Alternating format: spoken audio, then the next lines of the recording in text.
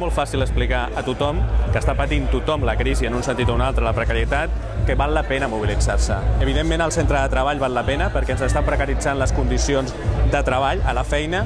Cada vegada tenim més possibilitats de ser més fràgils, més vulnerables, que ens despatxin amb més facilitat.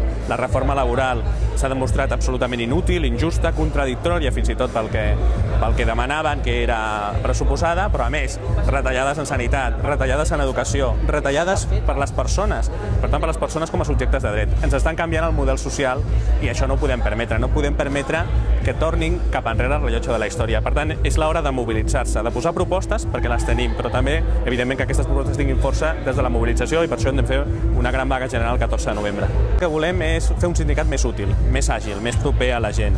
Volem fer un sindicat amb més presència a tots els centres de treball, a la gran empresa, evidentment, a la mitjana empresa, també, però també poder fer seccions sindicals, organitzar el sindicat a la microempresa.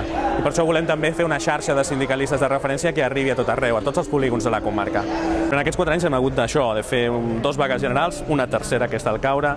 Hem volgut posar el sindicat al carrer, estar al carrer no només amb visualitzacions de manifestacions, de marxes, hem volgut fer el sindicat més obert a la societat, teixir aliances socials, hem impulsat, som un dels impulsors del Foro Social Baix Llobregat, i evidentment el sindicalisme de classe es fa al centre de treball, i el sindicat es fa fort al centre de treball, però també les comissions obreres genèticament ho han estat i han de seguir sent una eina de transformació social al servei de la classe treballadora.